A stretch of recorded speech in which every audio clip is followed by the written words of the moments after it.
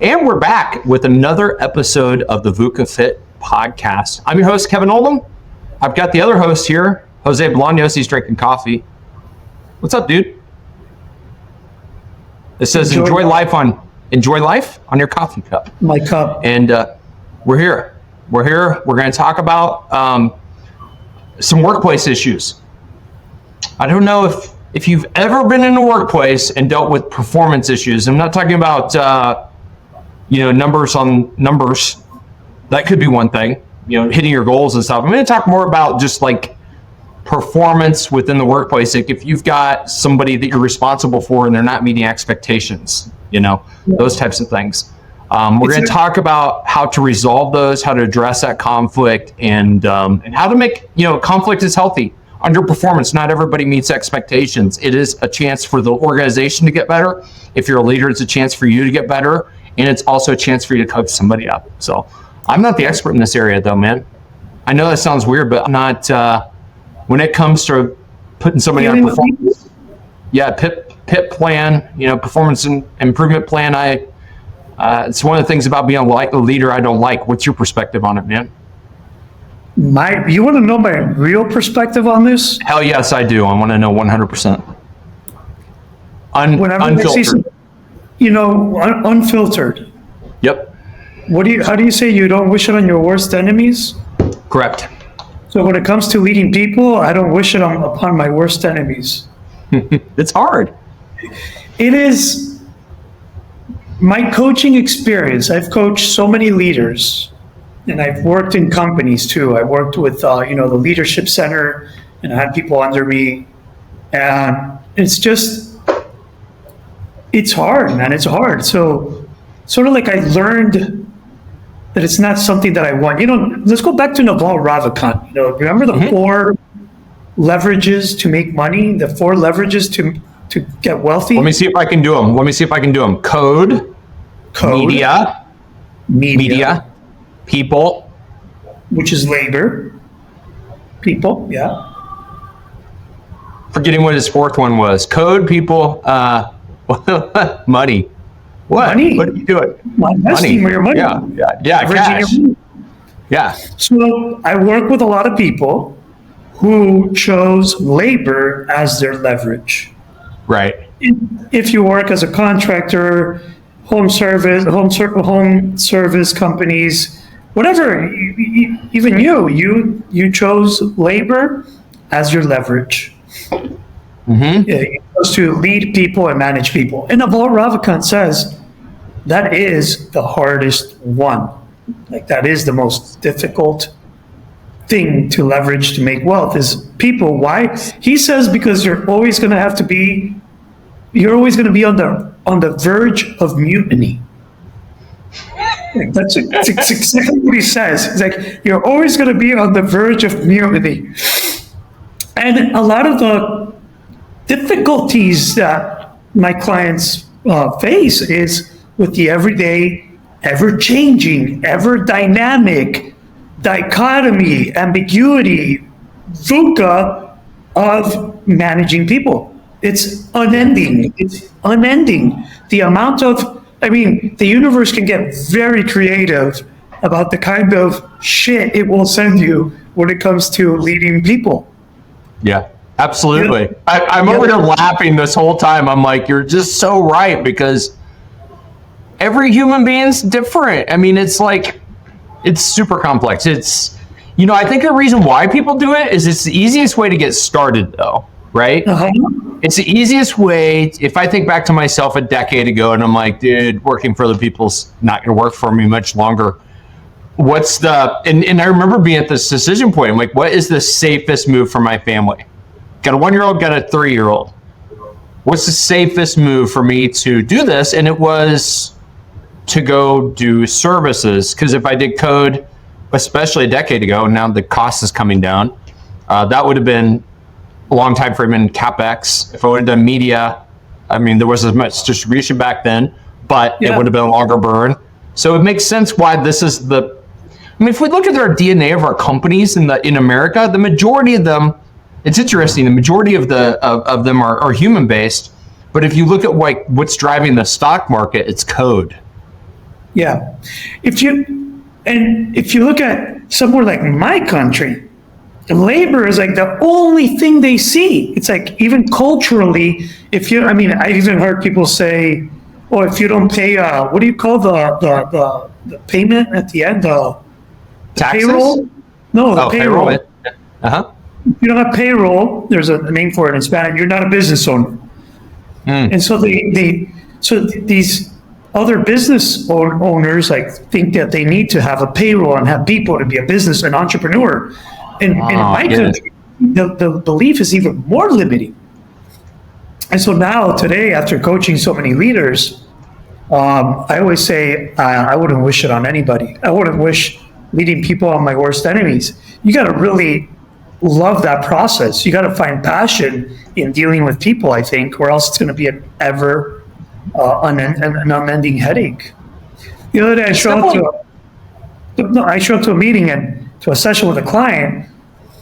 He's like, "Oh yeah, I'm taking care of my worker's dog. He had to leave the state, so I'm out with the dog. And my other guy had to use the office, so I'm here. And my kid's not at school today, so now I'm here with the dog, and this guy's over here. And we had it was complete and utter chaos having to do with human volatility.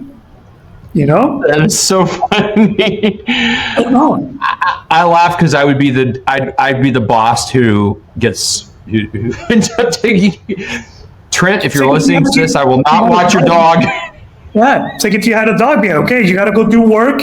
I'll watch the dog. I'll watch the dog. Oh my God. Or another time, the guy, dude, he has to be there in 15 minutes. He hasn't clocked in. We don't know where he is. He's like, "Oh, I took some medication and it's overslept." And I'm not really. Yeah, it's like it's unending. So it's fascinating. So, anyways, one of the leverages is labor, and when you deal with labor, you deal with poor performance. Yes, you do deal with. And you also work with good performance too. It's not. I mean, I know this is going to be about how to deal with workplace issues, but let's also acknowledge that when we work with people, we also get superstars as well. I just got through appreciating my team this week because it's like, man, we've come so far, and I appreciate the energy, the dedication, the commitment, like all of these things. Like, and maybe I'm lucky because we are a small company. Obviously, things get more complex the bigger you get, right? But yes. There's the good with the bad. So let's talk about how to deal with these workplace issues, performance issues specifically. Obviously, we're not going to talk about all of them because they're so complex.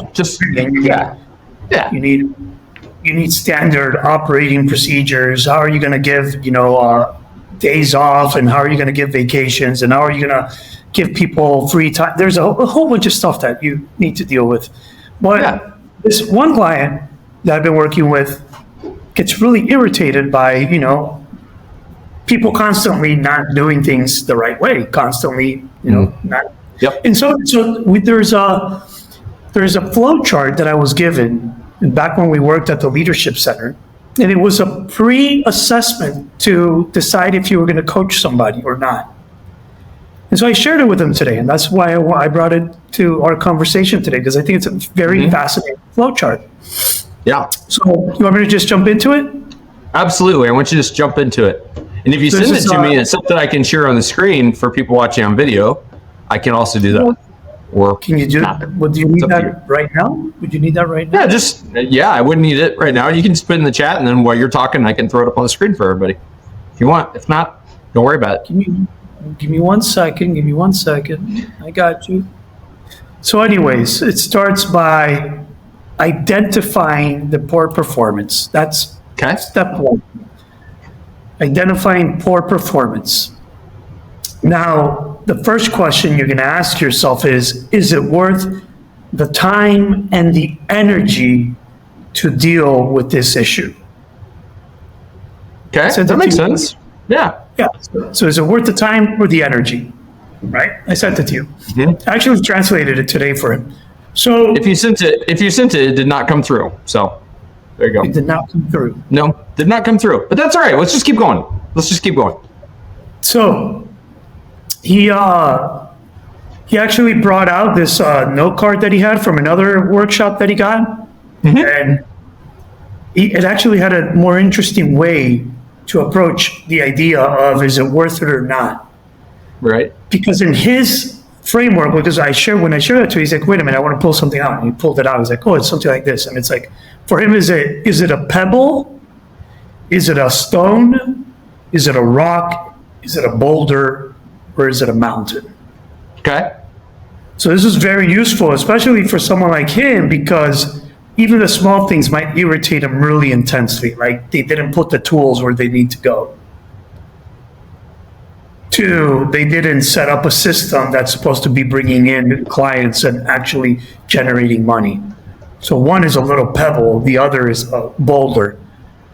And then there's mountains, like the strategy. How are we going to hire new people when somebody leaves? You need to get that done right now. You with me? Did you receive it? Totally makes sense. No, I didn't, and that's okay. We're going to just deal with magnitudes of different things, and some of the smaller things we're going to ignore. Yeah. So, right. First thing, is it worth the time and the energy? If the answer is no, just let it go. Right. I like that, by the way. It's a good mantra. If the answer is no, just let it go. It's something easy that people can remember, because a lot of people get super overreactive to things, so that's cool. Yeah. So if the answer is no, let it go. Just let it go. Then, the second one is, if the answer is yes, it is worth the time and energy, the first question you're going to ask yourself is, does this person know that they are performing poorly? Like, do they know that they're not doing the job right? Right.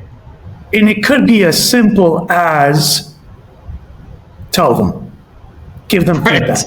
Yeah. They had no idea. Yeah. Yeah, they had no idea. So just tell them, give them the feedback. Tell them how to, that's not how you're supposed to do it. You're supposed to do it like this, and that's it. But what we don't do is waste unnecessary energy. Right. Which is core to the VUCA Fit methodology. It's like, let's not waste unnecessary energy. Let's not waste unnecessary energy. So you tell them. I think I put it in the chat finally. So does this person know they're performing poorly? No. Provide feedback. Let them know. Tell them. Okay, you told them. Yes, the answer is yes. They do know they're performing poorly.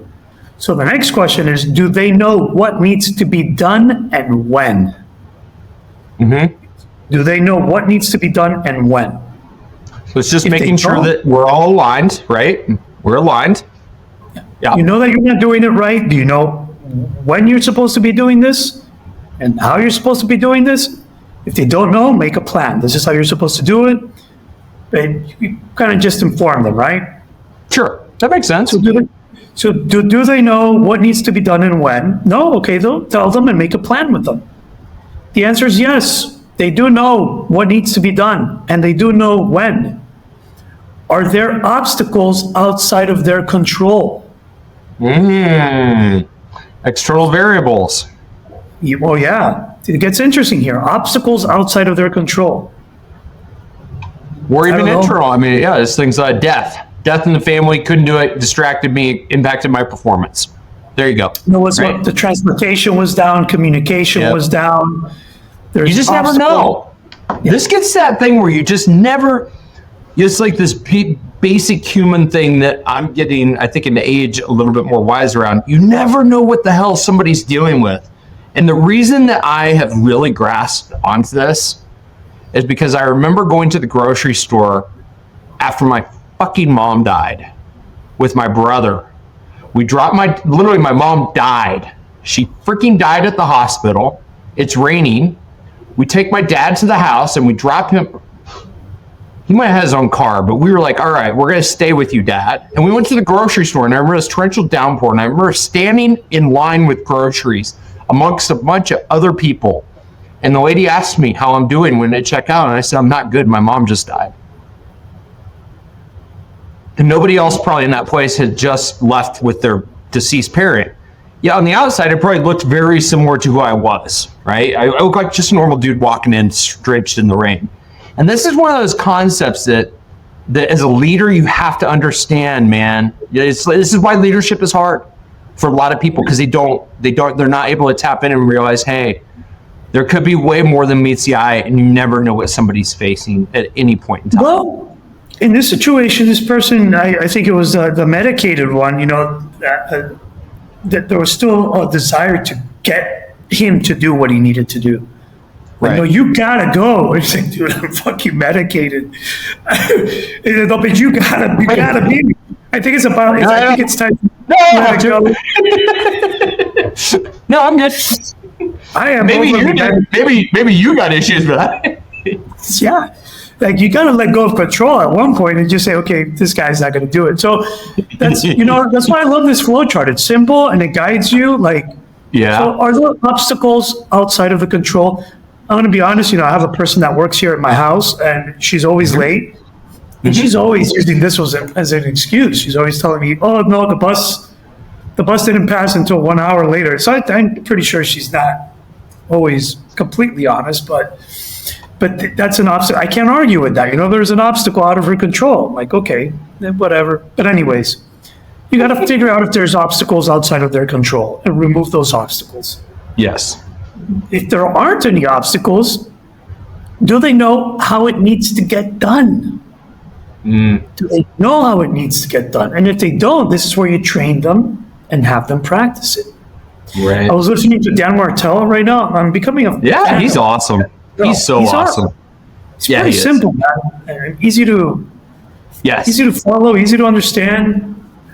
But he says when he identifies poor performance, like literally what I sent my client today was this assessment, this flow chart, and Dan Martell's video, because he's like, when I see poor performance, I don't tell, I teach. So teach versus tell. So what I do is I see poor performance, I write it down, and then I design a little training around it, and then I go teach them how to do it instead of like putting out the fires. I actually write it down. Okay, this is something that we're going to teach, and then we bring them in, teach them, and not just tell them. Teach them, not tell them. And I think this is what I like about Dan. You know what I like about Dan? What he's doing. What I like about Dan, what he's doing is pretty much everybody that works for him is in their 20s, right? And he's 43, something like that. And I noticed on his social that he's always doing this teaching. I mean, he's a coach, so he should. But at Martell Media, they will often open up their coaching that he's doing. That he's talking about that Jose is talking about right now. So not only will he teach to his team there, but also online, so that everybody can learn from these things. And most of them are related to performance, which is really, really cool. Yeah, I should be streaming this live right now. As we're talking about this. We should be. Oh, well. So, do they know how to get it done? No? Okay, train them, teach them. Teach them, don't just tell them, Mm-hmm. But okay, so they do know, yes. Here's where it gets interesting. Are there any negative consequences for good performance? Right. Any negative consequences for good performance? This is a hard one to come up with. Like, I'm sure there's a lot more examples. I even wanted to put this on Facebook and ask, what would be examples of negative consequences for good performance? I got it. I've got it. You ready? Go ahead. Burnout of overcommitted workers. I have worked with people that are, you think about the Seth Godin, since we're going to talk about awesome authors and books that impact us, I'm going to talk about my favorite, Seth Godin, probably the most influential author in my life, Web 1.0 marketer. And Linchpin is a book he wrote that I gifted to all my linchpins at my last company. So this book's probably like 15 years old. And a linchpin, somebody who's core to the organization. If you leave them, everybody can be replaced, but there's a gap, right? They played a pivotal role to the culture or something. And I see a lot of linchpins who are that something special, being very, very dedicated to a company. I'm specifically thinking about somebody I worked with back at AMC Theaters headquarters. And that person worked all the time, right? They were an exemplary performer. They were never getting a performance improvement plan. They blew up their marriage. That's what happened, right? And so you can be a top performer. And I think if you look at, let's take this out, let's just go another level up. Let's look at all the athletes right now that are performing on the world stage at the Olympics. Yeah. There's definitely a sacrifice. If you're going to be like a top performer in a workplace, typically something else is going to give somewhere else. Okay. I can see that for sure. I always use the example of somebody who does good, so they just give them more work. It's true as well. Absolutely. You get penalized for being a badass. Yeah. I was always happened an efficient machine and like getting stuff done. I had the people when I was in a workplace, when I had like people that did the same job, I was always done faster. And so that meant that I was doing more work than they were, because I wasn't just going to sit on my ass and not do anything. So there is a downside as well. You end up creating more stuff for yourself. But if you're a type A performer who just gets things done, that's just how you roll through life, dude. You just run circles around everybody else. Yeah. But the one who sees that, not the type A, not the performer, the one around it says, like, screw that, I'm not going to perform well. Oh, yeah, it's hilarious. Right, that's exhausting. I'm going to do the bare minimum to get my paycheck. So that's the next one. Are there any positive consequences for poor performance? It's like, don't give it to Bob. Bob never does anything right. Just give it to Hillary. Hillary does a great job. Yeah. Or Hillary is doing Bob's work. Bob is like, he's just tagging along. Or when you have benefits, remember there's times where you benefit the team, like the team will make a commission or the team will make a reward, and somebody is the top seller, but the bottom seller still gets the reward. Those are positive consequences for poor performance. You're rewarding poor performance, so you got to be aware of that too. So in both of these is change the consequences. If there's any negative consequences for good performance, change it. If there's any positive consequences for poor performance, change it. Makes sense. And this is the question I love the most. This is the last one. Could this person do the job if they wanted to? If they really wanted to do it right and be a great performer, could they do it? Yeah. One of the answers is no. It's like, I got to come to the realization that even if this person wanted to do it good, they're not capable of doing it. Yeah, they're incapable. They don't lack. They lack the talent or whatever. They just lack it. They're missing something, and that totally makes sense, because there are absolutely people that I've seen put in roles that required maybe the use of a piece of technology that was like, they're just not going to get there.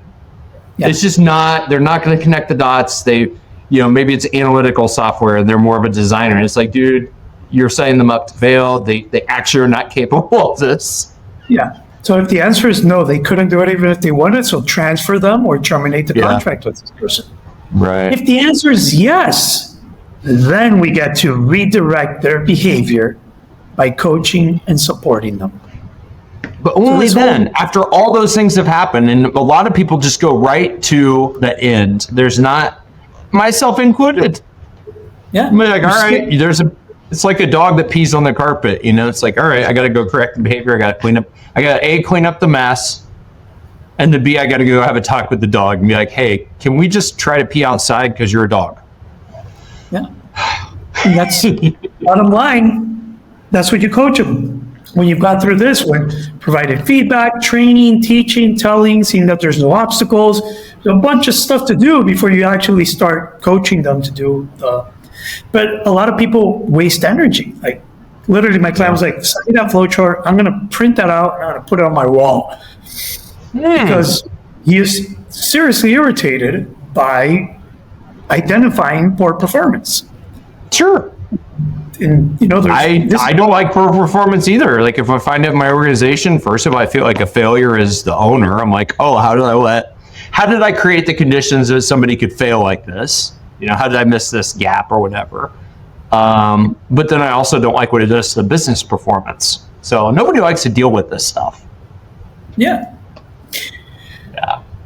But that's probably a larger part of his role is actually just going through that flowchart every day, giving feedback, Right.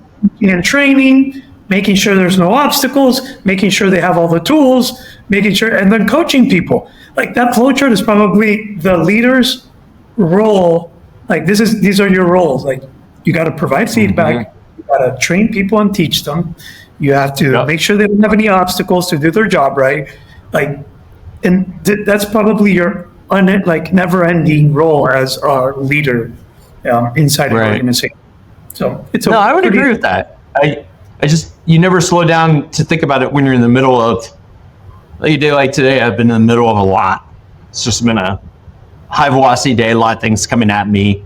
And you really, there's some things that I saw today. I'm like, oh, this is not the way I would have done it. And what did I do?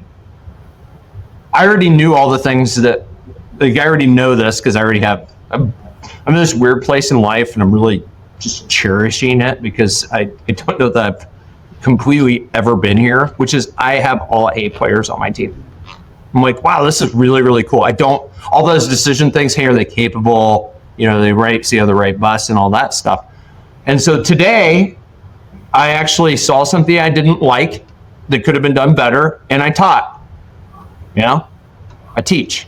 I'm like, all right, let's just record a loom. Let's point out something that could be modified here, and then hopefully that just becomes a thing that knowledge that gets transferred to that team member, and they just don't have to think about it again. It wasn't a performance issue. It's just not as good as it could have been. Yeah. And so you're always in this constant improvement state. I love this stuff, man. I mean, when you talk about humans in the workplace, it's so complex, dude. It really is, because it's kind of like you spend a lot of time together. You're not family. There's money involved. There's contracts or implied contracts. It's just this weird place that is frankly full of a ton of VUCA. I think that's why, VUCA kind of made itself into a lexicon related to leadership, is because a lot of the things that people face on the battlefield, there's a lot of analogies to what happens in commerce. And so I hope that everybody was able to kind of use this as a way to think before you act in a leadership role. I think that's the bottom line. Yeah. The bottom line Slow is down. Don't waste unnecessary energy. Don't get frustrated. See if it's maybe they don't know, maybe they weren't told, maybe there's something outside of their control. Maybe it could be that it's not just that they're idiots. It could be something else. A variety of other things. A million things. It could be things. Yeah. So their dog just died. Hey, dog just died this morning. That's sad. It makes you distant for a couple of days. I remember being there, anything. Life, all the VUCA could make people have temporary performance issues. I was reading a book by a guy named Peter Sage, and he went to jail for contempt of court, and he wrote the book from jail. Very interesting book. Very interesting book. What was he in jail for? Do you know? Contempt. He was being sued by HP or some company, and he was held in contempt of court. But he was sent into a criminal prison in Britain. This guy worked for Anthony Robbins, and he was doing coaching and everything. So the book is letters that he wrote to his mastermind group while he was in jail. So very interesting. And it's actually a pretty, what I loved about this book? That it's the biggest example. You know how I always say your infinite purpose, you have to be able to fulfill it even if you're in jail? This guy literally was like the embodiment of fulfilling your infinite purpose when you're in jail and not being a victim. So he wrote the book.